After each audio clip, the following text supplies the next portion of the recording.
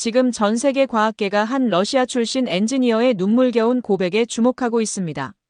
1994년 정치적 이유로 포기해야 했던 꿈의 기술이 30년 만에 한국에서 완벽하게 실현되었거든요.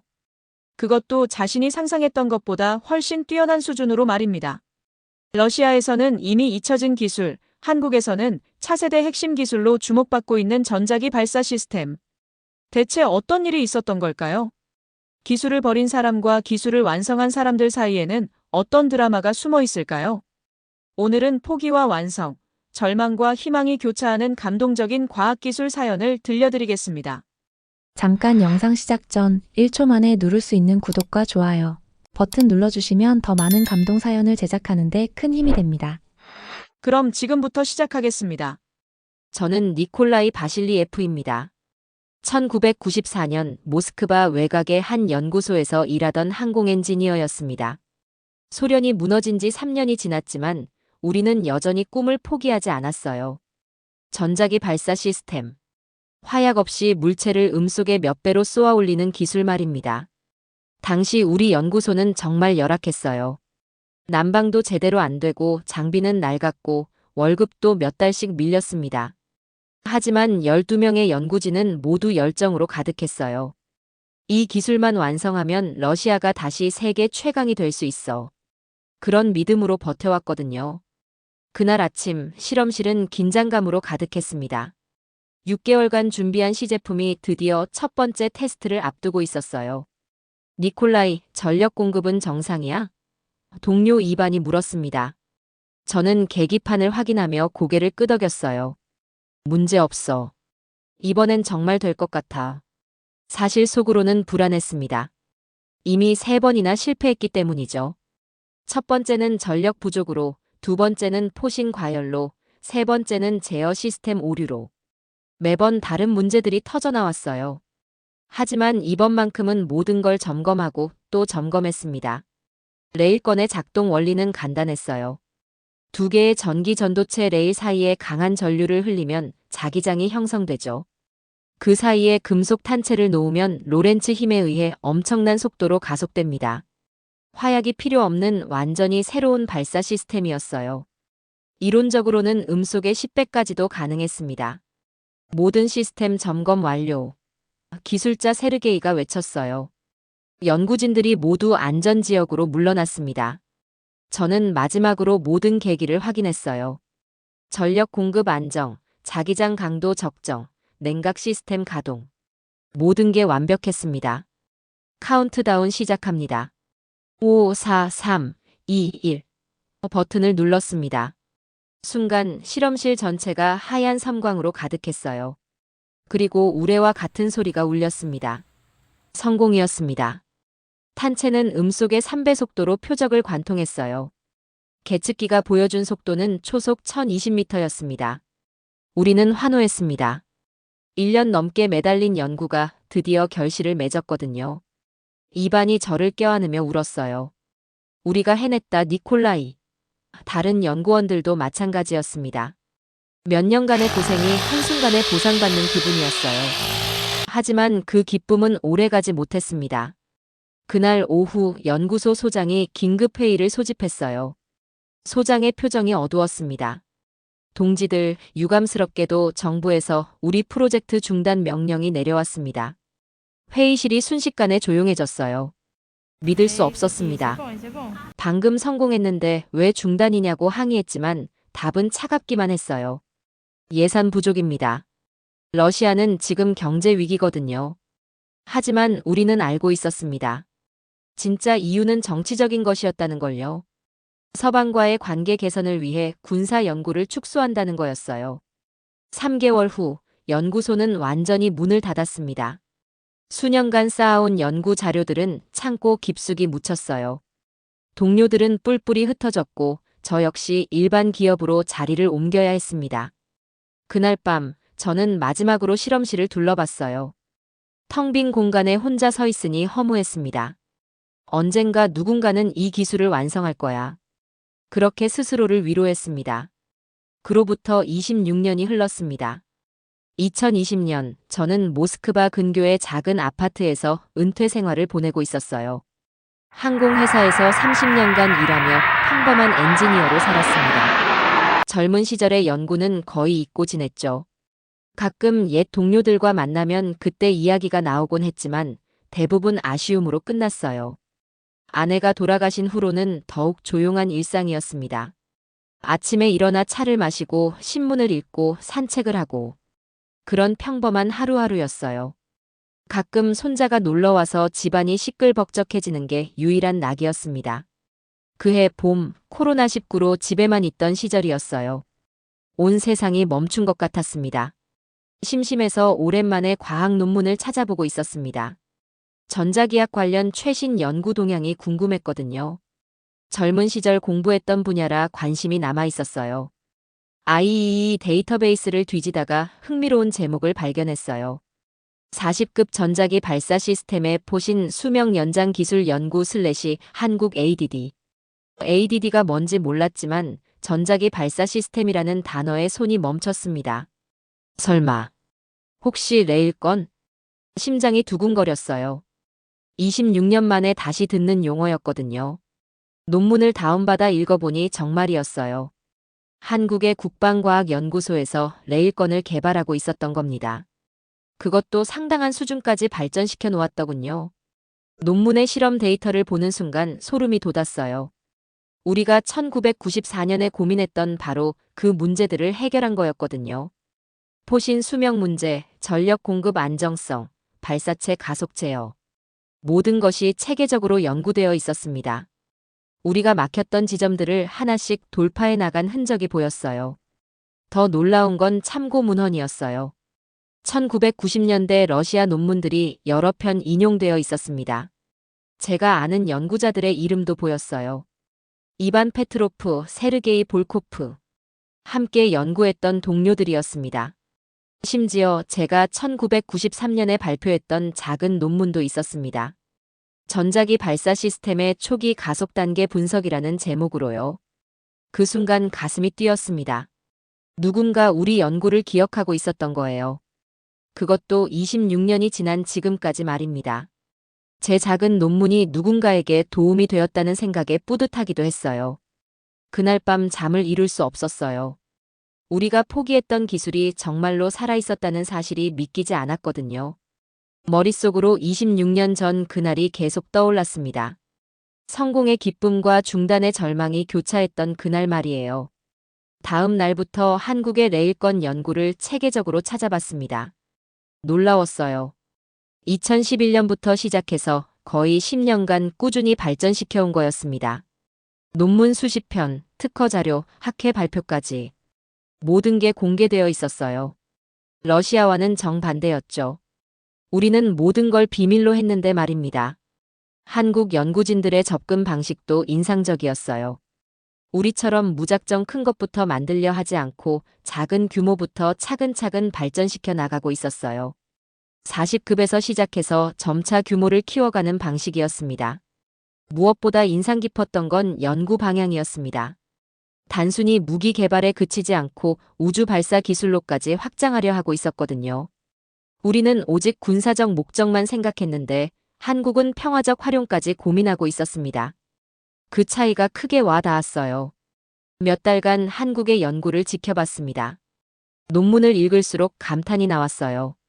우리가 해결하지 못했던 기술적 문제들을 하나씩 극복해 나가고 있었거든요. 특히 포신 내 플라즈마 제어 기술은 정말 혁신적이었습니다. 우리는 그 문제 때문에 몇 번이나 실패했었는데 말이에요. 매일 새로운 논문이나 뉴스를 찾아봤어요. 한국어는 몰랐지만 구글 번역기의 도움으로 대충 내용을 파악할 수 있었습니다. 가끔 영어로 된 국제학술지 논문도 있어서 더 자세히 읽을 수 있었고요. 어느 날 한국 연구진이 발표한 최신 논문에서 놀라운 문구를 발견했어요. 본 연구는 1990년대 러시아 바실리 FVASILIEVN의 초기 연구 결과를 바탕으로 시작되었다. 제 이름이 적혀 있었습니다. 정확히는 제가 1993년에 발표한 논문이 인용된 거였어요. 손이 떨렸습니다. 컴퓨터 화면을 몇 번이나 다시 봤어요. 정말 제 이름이 맞는지 확인하고 또 확인했습니다. 가슴이 두근거렸습니다. 26년 전 제 연구를 누군가 기억하고 있었던 거예요. 그것도 단순히 참고한 게 아니라 발전의 출발점으로 삼았다는 거였습니다. 그 순간 용기가 났어요. 직접 연락해보자고 결심했습니다. 하지만 어떻게 연락하지? 갑자기 이메일을 보내면 스팸으로 처리될 수도 있고. 더구나 저는 이미 은퇴한 늙은 엔지니어인데 관심을 가져줄까? 고민하던 중 좋은 방법을 찾았어요. 한국의 한 국제학회에서 전자기학 세션 발표자를 모집한다는 공고를 봤거든요. 매년 열리는 큰 학회였는데 올해는 코로나19 때문에 온라인으로 진행한다고 했습니다. 1990년대 러시아 전자기 발사 시스템 연구 회고와 현재적 의미라는 제목으로 발표 신청을 했습니다. 제 이력과 함께 1994년 연구자료 일부를 첨부했어요.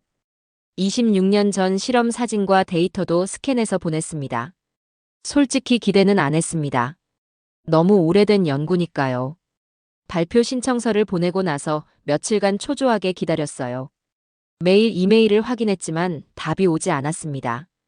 역시 거절당했나 보다 싶어서 포기하려던 차에 일주일 후 깜짝 놀랄 답장이 왔어요.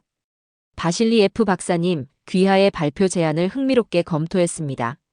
다만 온라인 참여가 어려우시다면 저희 연구소로 직접 초청하고 싶습니다. 한국국방과학연구소 김민수 박사드림.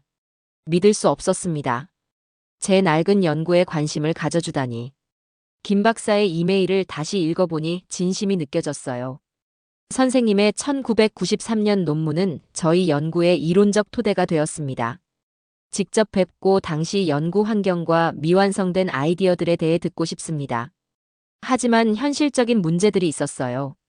비자 발급, 항공료, 언어 장벽. 무엇보다 코로나19 때문에 국제여행이 쉽지 않은 시기였거든요.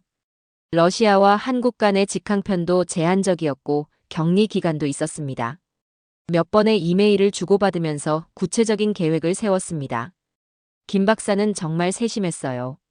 비자 발급을 위한 공식 초청장을 보내주고 러시아어 통역사도 준비해주겠다고 했습니다. 선생님의 경험은 우리에게 매우 소중합니다. 모든 편의를 제공하겠습니다. 코로나19 검사, 백신 접종 증명서, 격리 계획서. 준비할 서류가 산더미였어요. 하지만 하나씩 차근차근 준비했습니다. 26년 만에 다시 제 연구 분야로 돌아간다는 생각에 설레기도 했고요. 2개월간의 준비 끝에 드디어 한국행이 결정됐습니다. 26년 만에 다시 레일건 연구소를 방문하는 거였어요. 설레기도 하고 두렵기도 했습니다. 과연 제가 도움이 될 수 있을까? 아니면 그냥 늙은 엔지니어의 향수에 불과할까? 그런 생각들이 머릿속을 맴돌았어요. 해시태그 챕터 4. 다시 내 손으로 확인하고 싶었다. 인천공항에 도착했을 때 현실이 막막하게 느껴졌어요. 26년 만에 해외여행이라 모든 게 낯설었습니다. 공항 자체가 엄청 컸고 첨단 시설들이 곳곳에 있었어요. 러시아와는 차원이 다른 발전상이었습니다. 다행히 김 박사가 약속한 대로 통역사가 나와 있었어요. 젊은 한국인 여성이었는데 러시아어를 정말 유창하게 했습니다. 안녕하세요, 박사님. 김민수 박사님이 부탁하셨습니다. 대전까지 편히 모셔다 드리겠습니다. 그제야 안심이 됐어요. 언어 장벽 걱정이 많았거든요. KTX를 타고 대전으로 가는 동안 한국의 발전상에 놀랐습니다. 고속철도부터가 인상적이었어요. 시속 300km로 달리는데도 흔들림이 거의 없었습니다. 창밖 풍경도 놀라웠어요. 깔끔하게 정돈된 도시들과 현대적인 건물들이 계속 이어졌습니다. 국방과학연구소에 도착하니 생각보다 까다로운 절차가 기다리고 있었습니다. 보안 검색, 방문증 발급, 서약서 작성. 당연한 일이었지만 시간이 꽤 걸렸어요. 군사시설이니까 당연하지. 스스로를 달랬습니다. 러시아에서도 비슷했으니까요. 드디어 연구소 안으로 들어갔을 때 규모에 압도당했어요. 우리가 일했던 연구소보다 몇 배는 컸습니다. 곳곳에서 젊은 연구원들이 열심히 일하고 있었어요.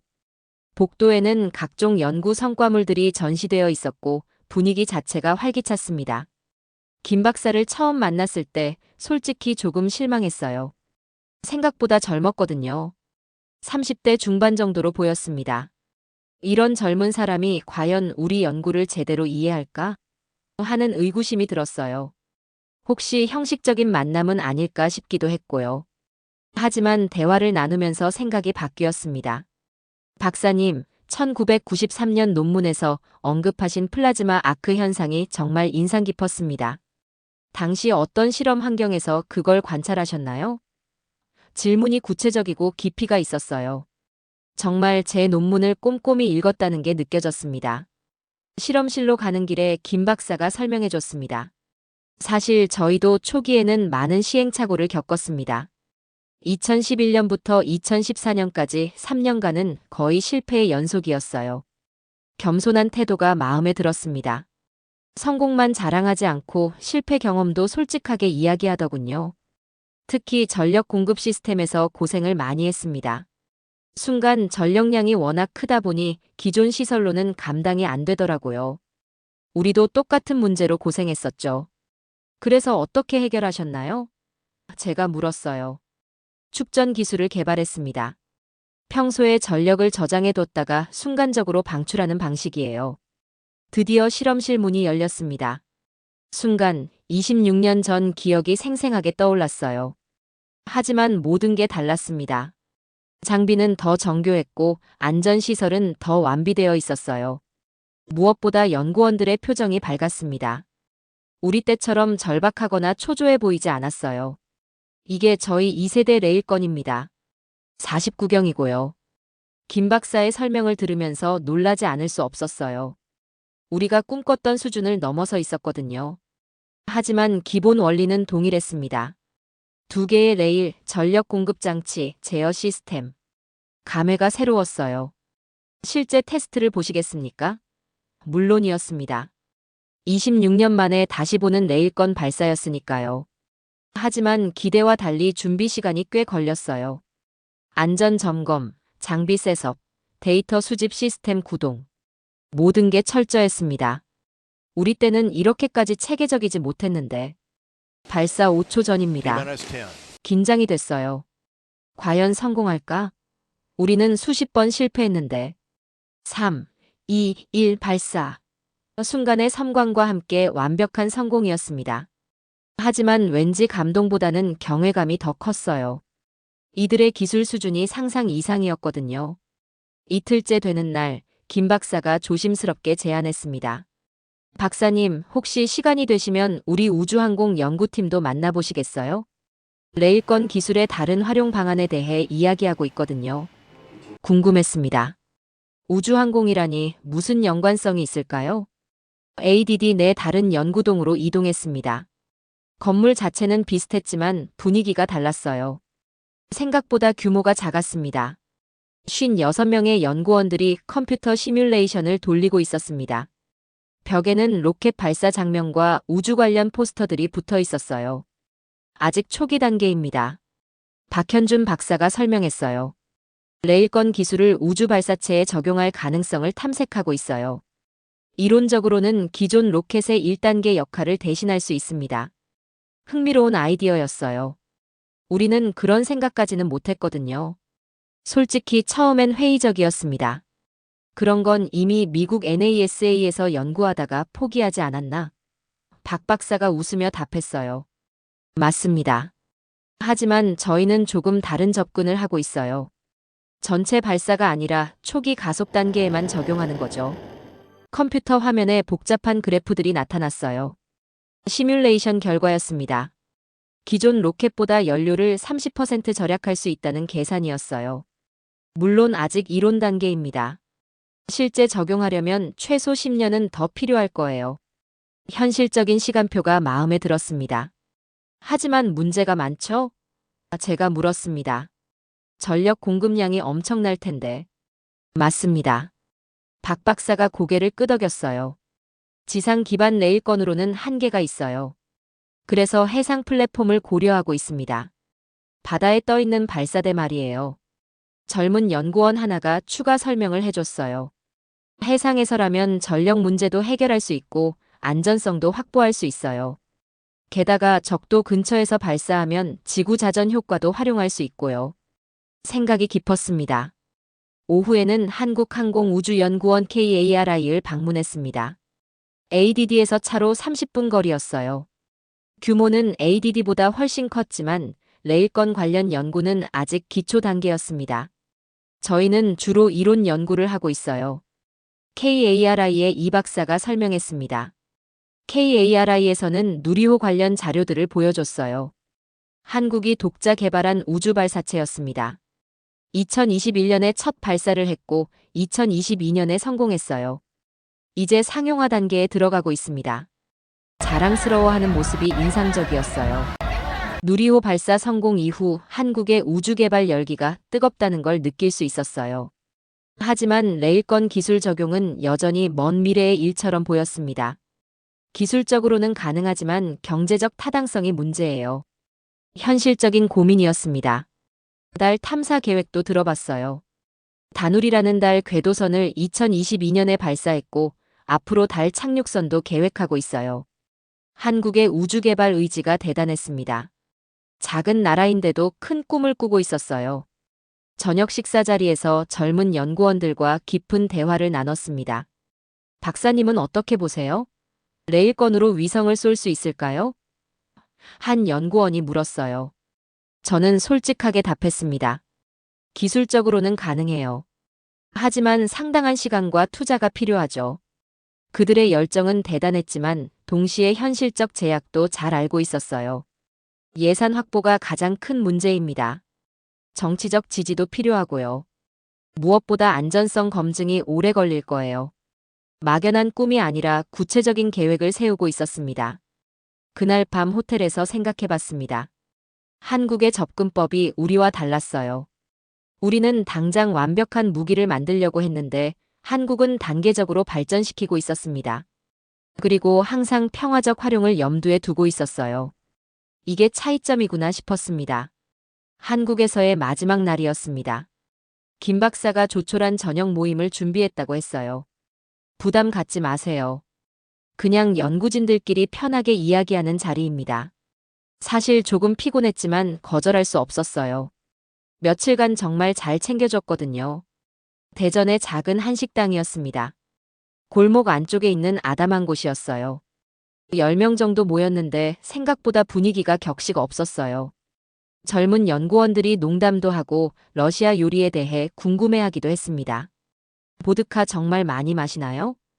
보르시 만들어 보신 적 있나요? 그 같은 질문들이었죠.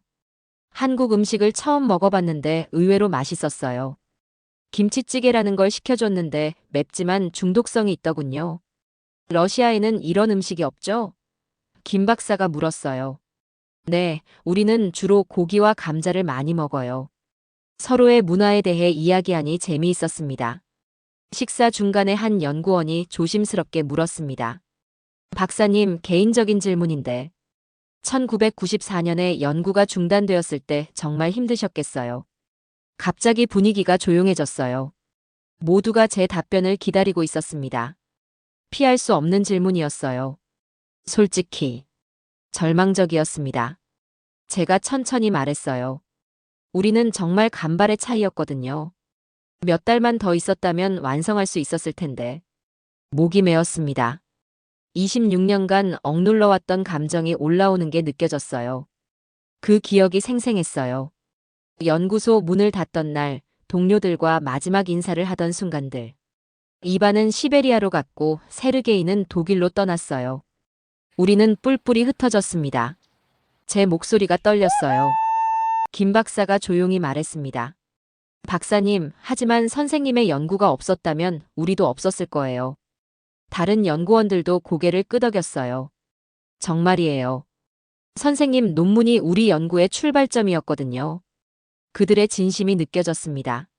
아니에요. 제가 손을 저었습니다. 우리는 포기했어요. 끝까지 해내지 못했다고요. 그때까지 마음속에 있던 죄책감이었습니다. 동료들에게 그리고 기술 자체에게 미안했던 마음이었어요. 26년간 저를 괴롭혔던 감정이었습니다. 가장 젊어 보이는 연구원이 조용히 말했습니다. 박사님, 포기와 중단은 다른 거 아닐까요? 선생님이 원해서 그만둔 게 아니잖아요. 순간 가슴이 뜨거워졌습니다. 그 젊은이의 눈에 진심이 보였거든요. 진짜 위로하려는 마음이었어요. 그리고요. 그 연구원이 계속 말했어요. 선생님이 당시에 연구를 포기하지 않았기 때문에 자료가 남았잖아요. 우리가 그 자료를 보고 시작할 수 있었던 거예요. 그제야 깨달았습니다. 제가 생각했던 포기가 실제로는 계승의 시작이었구나. 다른 연구원도 거들었어요. 박사님이 1993년 논문에서 제시한 플라즈마 제어 이론, 저희가 지금도 쓰고 있어요. 선생님이 뿌린 씨앗이 자라난 거죠. 정말 그런 건가 싶었어요. 제 연구가 정말로 도움이 되었던 건가? 술이 조금 들어가니 대화가 더 편해졌어요. 연구원들이 각자의 고민도 털어놓았습니다. 저도 가끔 이 연구가 의미 있는 일인지 의문이 들어요. 예산 때문에 스트레스 받을 때가 많아요. 가족들이 국방 연구를 못마땅해 할 때도 있고요. 이들도 우리와 비슷한 고민을 하고 있었던 거예요. 한 연구원이 말했어요. 하지만 박사님 같은 분이 계셨기 때문에 우리가 이 길을 갈 수 있었어요. 선배가 있다는 건 큰 힘이 됩니다. 그 말에 울컥했어요. 26년간 혼자라고 생각했는데 실제로는 혼자가 아니었던 거네요. 집으로 돌아가는 택시 안에서 눈물이 났습니다. 26년간 마음에 담아두었던 무거운 짐이 조금씩 가벼워지는 느낌이었어요. 포기가 아니라 전달이었구나. 우리의 연구가 정말로 계승되었구나. 그런 생각이 들었습니다. 러시아로 돌아온 후 몇 주 동안은 일상으로 돌아가기 어려웠어요. 계속 한국에서의 경험이 머릿속을 맴돌았습니다. 가족들에게 이야기해도 그냥 좋은 여행이었구나 정도로만 받아들였어요. 이 복잡한 감정을 이해시키기는 어려웠습니다. 한국에서 찍은 사진들을 보면서 생각했어요. 레일건 실험 장면, 연구원들과의 모습, ADD 건물. 모든 게 꿈 같았습니다. 정말 내가 다녀온 게 맞나 싶을 정도였어요. 26년 만에 다시 만난 제 연구 분야였으니까요. 한 달 후 예상치 못한 연락이 왔어요. 모스크 바공과 대학의 한 교수로부터였습니다. 바실리 F 박사님, 우연히 선생님이 한국을 다녀오셨다는 소식을 들었습니다. 혹시 우리 학과 세미나에서 경험담을 들려주실 수 있나요? 어떻게 알았을까 궁금했지만 아마 누군가 이야기했나 봐요. 처음엔 망설였습니다. 무슨 말을 해야 할지도 모르겠고 공식 석상에서 러시아의 기술 중단에 대해 이야기하는 게 적절할지도 의문이었거든요. 하지만 젊은 공학도들에게 도움이 될 수 있다면 결국 승낙했습니다. 세미나 당일 생각보다 많은 학생들이 참석했어요. 50명 정도 되는 것 같았습니다. 대부분 20대 초반의 젊은 얼굴들이었어요. 한국에서 만났던 연구원들과 비슷한 나이였죠. 그들을 보니 마음이 따뜻해졌어요. 기술의 연속성에 대해 이야기하고 싶습니다. 제가 시작했어요. 우리가 포기한 기술을 다른 나라가 발전시켰을 때 그것을 어떻게 받아들여야 할까요? 학생들이 진지하게 들었습니다. 젊은 그들의 눈빛이 반짝였어요. 한국의 레일건 기술에 대해 설명했어요. 기술적 세부 사항보다는 연구 철학과 접근 방식에 중점을 뒀습니다. 그들은 단순히 우리 기술을 복사한 게 아니라 우리가 하지 못한 고민을 계속했어요. 평화적 활용까지 생각하면서 말이죠. 질의응답 시간에 한 학생이 물었습니다. 박사님은 아쉽지 않으세요? 러시아가 주도할 수 있었던 기술인데. 예상했던 질문이었어요. 처음엔 그랬습니다. 하지만 이제는 생각이 바뀌었어요. 기술은 국경이 없으니까요. 다른 학생이 이어서 물었어요. 그럼 우리는 뭘 해야 하죠? 한국을 따라잡으려면. 따라잡을 필요 없어요. 제가 답했습니다. 우리만의 길을 찾으면 돼요. 기술은 경쟁이 아니라 협력입니다. 서로 배우고 발전시켜 나가는 거죠. 한 학생이 날카로운 질문을 했어요. 하지만 현실적으로 러시아는 기술 발전이 늦고 있지 않나요? 쉽지 않은 질문이었어요. 그렇습니다. 하지만 그래서 더욱 국제 협력이 필요해요. 혼자서는 한계가 있거든요.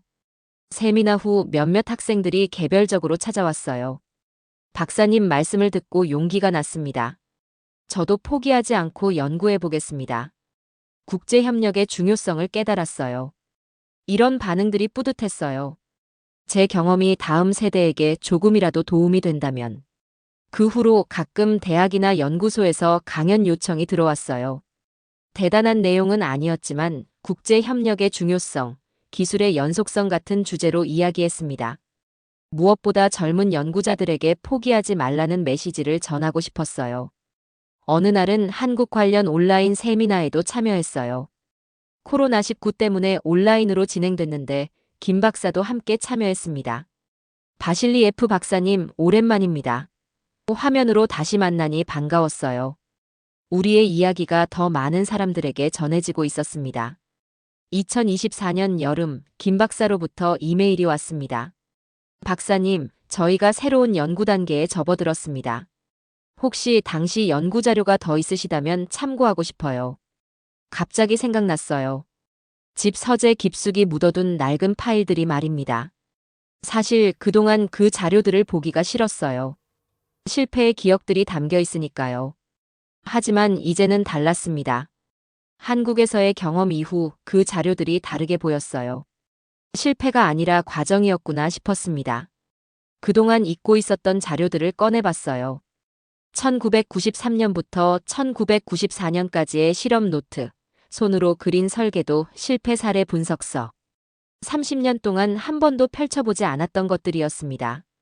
노란 종이에 바랜 글씨들이 새삼 낯설었어요. 한 장 한 장 넘기니 당시 기억들이 생생하게 되살아났어요. 동료들과 밤새 토론했던 순간들, 실험 준비에 몰두했던 날들. 그때는 힘들었지만 지금 생각해보니 정말 열정적이었던 시절이었어요. 한 장 한 장 스캔하면서 당시 기억이 되살아났습니다. 9월 15일, 전력 공급 불안정으로 세 번째 실패. 10월 2일, 포신 균열 발견. 재질 검토 필요. 좌절의 기록들이었지만 지금 보니 소중한 자산이더군요. 한국 연구진들이 같은 실수를 반복하지 않도록 도움이 될 수 있겠다 싶었어요. 가장 마지막 페이지에는 1994년 12월에 쓴 메모가 있었어요. 프로젝트 중단. 하지만 언젠가 누군가는 이 기술을 완성할 것이다. 그때를 위해 모든 자료를 보관한다. 젊은 시절의 저였지만 참 현명한 판단이었다는 생각이 들었습니다. 실험 사진들도 있었어요. 흑백 사진이었지만 당시 상황이 생생하게 보였습니다. 레일건 시제품, 동료들의 모습, 실험실 풍경. 모든 게 추억이었어요. 입안에 웃는 얼굴, 세르게이의 진지한 표정. 그들은 지금 어떻게 살고 있을까요? 스캔한 파일들을 정리해서 김 박사에게 보냈어요. 특별한 편지는 쓰지 않았습니다. 단지 30년 전 자료들입니다. 도움이 되길 바랍니다 라고만 적었죠. 거창한 말보다는 자료 자체가 더 의미 있을 거라고 생각했거든요. 일주일 후 김 박사의 답장이 왔습니다. 박사님, 정말 귀중한 자료네요. 특히 실패 사례 분석이 큰 도움이 될 것 같습니다. 저희도 비슷한 문제로 고민하고 있었거든요. 실패한 연구도 누군가에게는 소중한 경험이 되는구나 싶었어요. 그 후로도 가끔 김 박사와 이메일을 주고받았습니다. 한국의 연구 진행 상황, 새로운 기술적 도전, 젊은 연구원들의 아이디어. 마치 제가 한국 연구팀의 일원이 된 것 같은 기분이었어요. 지구 반대편에서 일어나는 일들이 제게는 큰 관심사가 됐습니다. 최근에는 한국의 레일건 기술이 실제 테스트 단계에 들어갔다는 소식을 들었습니다. 군사용뿐만 아니라 우주 발사 보조 시스템으로도 연구가 진행되고 있다고 해요. 30년 전 우리의 꿈이 정말로 현실이 되고 있는 거예요.